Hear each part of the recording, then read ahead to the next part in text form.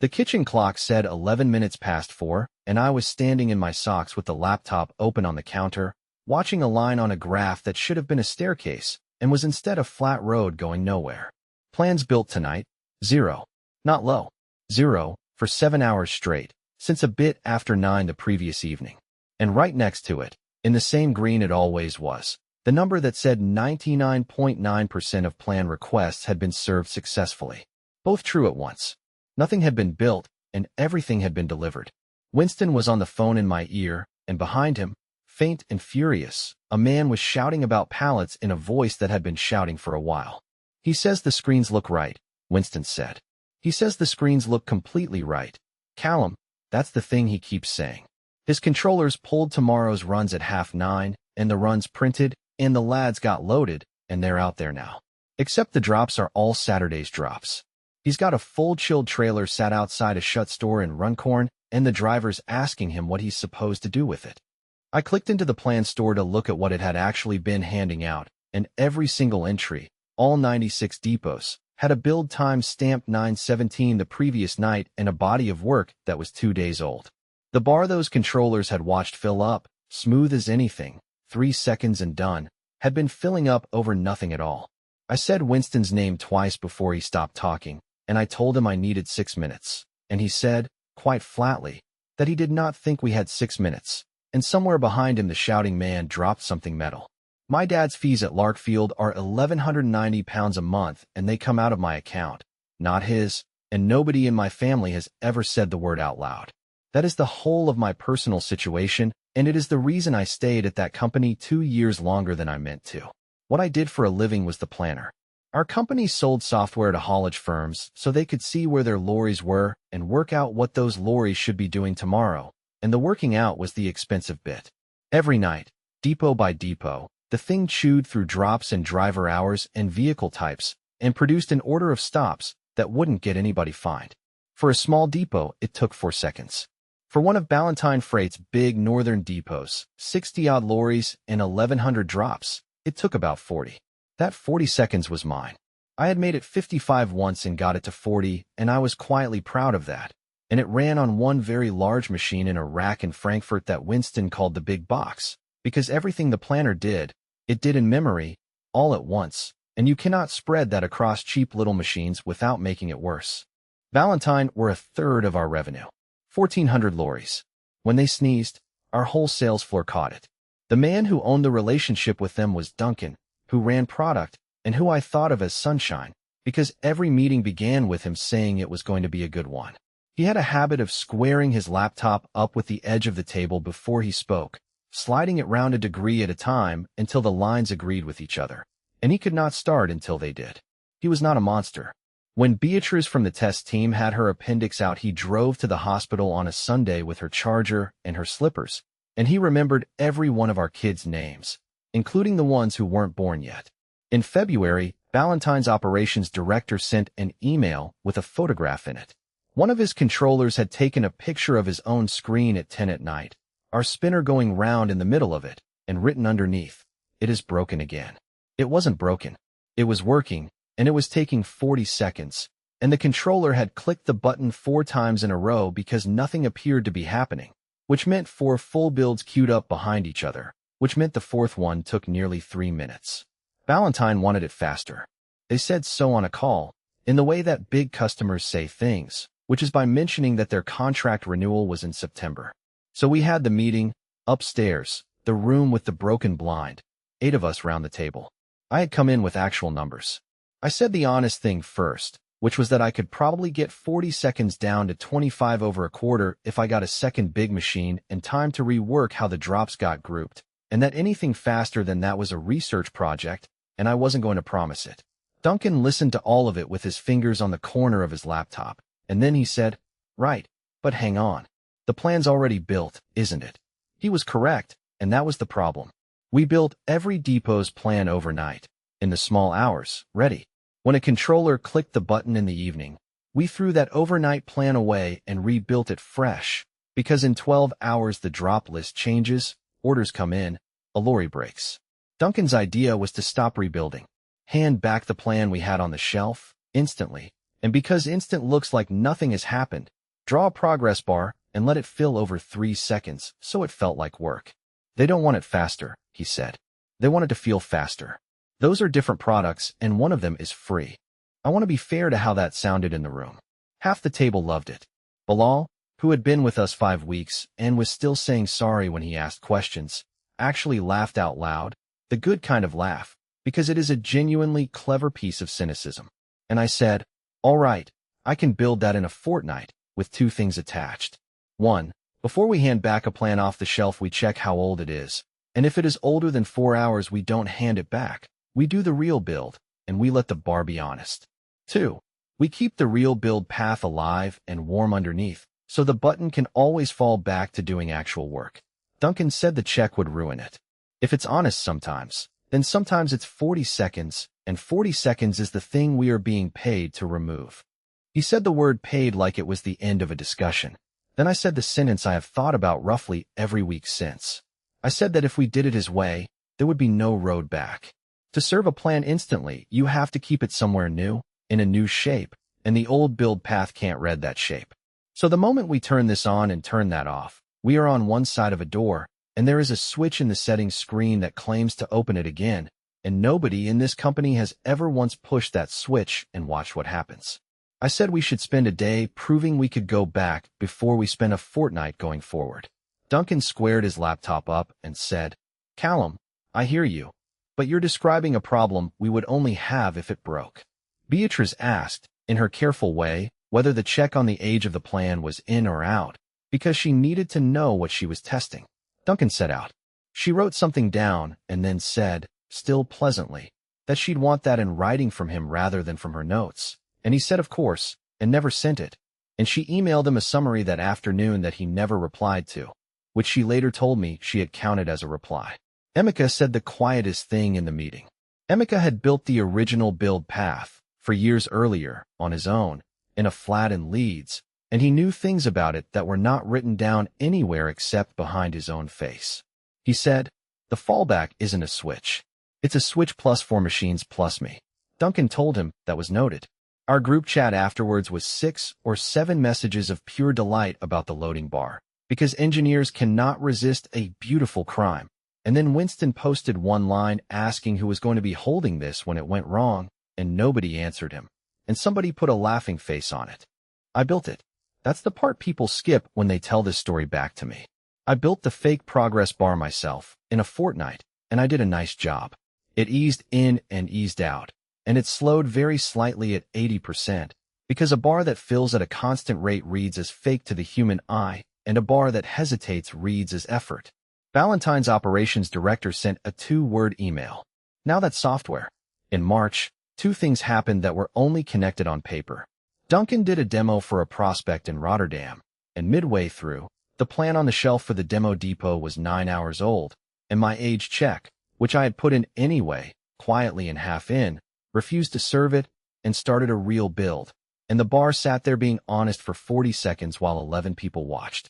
He came back and went into the settings screen himself, which anybody with his access could do. No review, no second pair of eyes, nothing to read and approve, and turned the check off.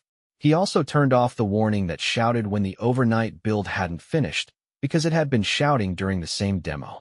And a fortnight after that, the finance side found that 4 large machines were running for a build path nobody was calling anymore, and they were handed back to the hosting company, and the monthly bill dropped by a number Duncan put in a slide. Emeka went in the redundancies at the end of April. 9 weeks and a card. He shook my hand in the car park and said, don't be here in a year. And I said something about the mortgage, which was a lie, because it isn't a mortgage, it's Larkfield. In May, Beatriz caught me on the stairs and asked me to help her with a customer security questionnaire because Valentine's insurers had started demanding hard copies with wet signatures, and one section wanted a full history of configuration changes. So we sat in the small meeting room on a Thursday with the door shut, and I pulled the settings change log, which is exactly what it sounds like, a list, every time anybody turned any setting on or off, going back years, with the date and the account that did it. 51 pages. The printer on our floor jams on anything over 30, so we did it in 2 goes and I stapled them together with the heavy stapler from reception, and I looked at what I had made and thought, nobody is ever going to read this. Beatriz put one copy in the compliance folder, and I put the second copy in the side pocket of my bag, because the folder lives on a shelf everyone borrows from, and I have a thing about losing paperwork I've already paid for with an afternoon. Nothing was said about the pages in that room. It was a Thursday, and I wanted to go home. At the start of June, the overnight build began finishing late. Not failing. Late. 3:30 instead of 1:30, because there was one big machine doing the work of what used to be 5, and nobody was watching the clock on it anymore, and the thing that used to shout when it ran long had been off since March. That's the Sunday I woke up to. By 4:20 I had the shape of it. The overnight build had not finished at all. It had started at 11:30, run into a depot with a corrupted drop list from Ballantyne's own upload, and stopped dead partway through, holding onto the store the whole time, which meant that from that moment on the shelf never got refreshed. And because the check on how old a plan was had been off since March, the instant path did exactly what we had built it to do. It reached onto the shelf and handed out Friday's plan, over and over, 96 depots, beautifully, in 3 seconds, with a bar that hesitated at 80%. I rang Winston back and said the words out loud for the first time. Everyone who clicked that button since 9:30 last night has been given Friday. He said, "How many is that?" I counted. 410 plans pulled. Ballantyne and Meacham's and 2 smaller firms. Then I started trying to fix it, and it took me until 3 in the afternoon to accept that I couldn't. First I restarted the overnight build, because that's the obvious thing, and sometimes the obvious thing works. It came up, it took the store, and it walked straight back into the same corrupted depot, and stopped in the same place. 50 minutes gone. I cut that depot out by hand and ran it again, and this time it got past it and started grinding through the list, and I sat and watched it do 4 depots in 9 minutes, and did the arithmetic, and 96 depots on one machine, on a Sunday, with drop lists that were now half a day stale themselves, put me somewhere in the evening. Winston was on the other call with Ballantyne's night manager, and the night manager had started asking whether we could just switch it back to how it was in February. So I tried. That's the second thing. I went into the settings screen, and I found the switch that said to serve plans the old way, computed on demand, and I pushed it, and the screen said it had been applied, and I made a request, and it hung. 40 seconds. 90. Then an error that said, in effect, that it had gone looking for the machines that do the building and found nothing at the address. Because there was nothing at the address. Those 4 machines had gone back to the hosting company in April, and the money had been in a slide. Winston got on a call with the hosting company at 6:10 on a Sunday morning and did that thing he does where he is so relentlessly polite that people start looking for ways to help him. And they said they could give us 4 new machines in about 2 hours, which was better than I expected, and I sat there and realized it didn't matter, because even with the machines there, the code on the other side of that switch expected plans in the shape we used before, and we had changed that shape. In February, and it had never once been run against the new one. Not in a test. Not on somebody's laptop. Not ever. That was the door I had described in that meeting with the broken blind, and we were standing at it, and there was no handle on our side. Beatriz came online at 7 without being asked, on a Sunday, and I love her for it. She read what I'd found and she said, "Callum, has that switch ever been exercised?" And I said no, and she went quiet for a second and then said, "So we don't have a rollback. We have the idea of one." Aurelia, our CTO, joined at 8:20.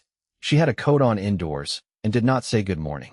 She asked me to walk her through it, and I did, screen by screen, the flat line, the green number next to it, the timestamp on every plan in the store, the switch, the missing machines, the wrong shape. She listened for 11 minutes without interrupting once, which I have never had a senior person do before or since, and at the end she said, "Who wrote the original build path?" "Emeka," I said.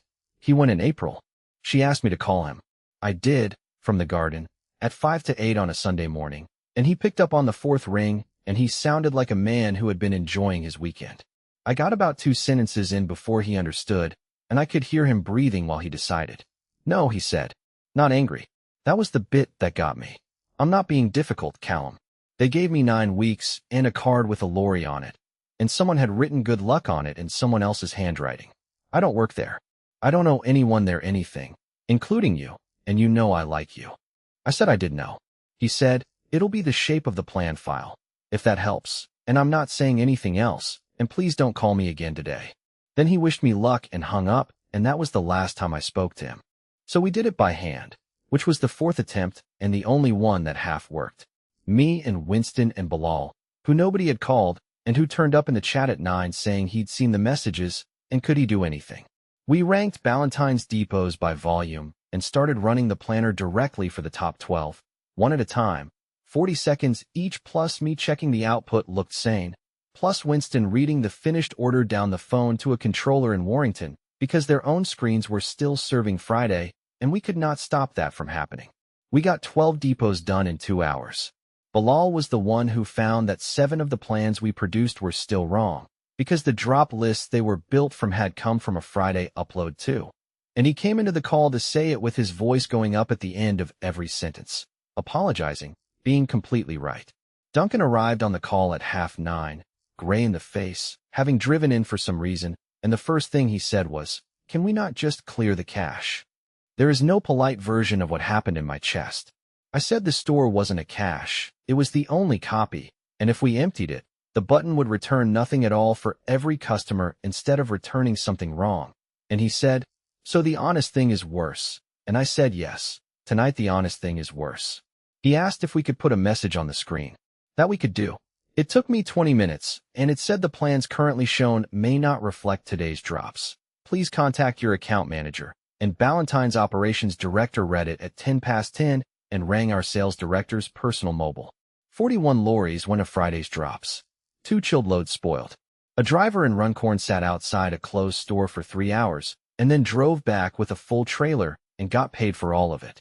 Ballantyne stood down 2 shifts at Warrington and planned Monday on a whiteboard with magnets, which their night manager told Winston they had not done since 2011, and which he said, with feeling, they turned out to still be quite good at. Monday afternoon we were in the room with the broken blind. Aurelia at the head of the table, Duncan opposite, Beatriz, Winston, Bilal at the end with his laptop shut because he didn't know if he was allowed to have it open. Our head of sales stood at the back and did not sit down the entire time. Aurelia said, "Walk me through it." Duncan went first, and he was good, because he always was. He said this was a storage failure, that a corrupted upload from the customer's own systems had stopped the overnight build, that the customer had in a real sense done this to themselves, and that the product decision from February was completely separate and had been a commercial success by every measure available.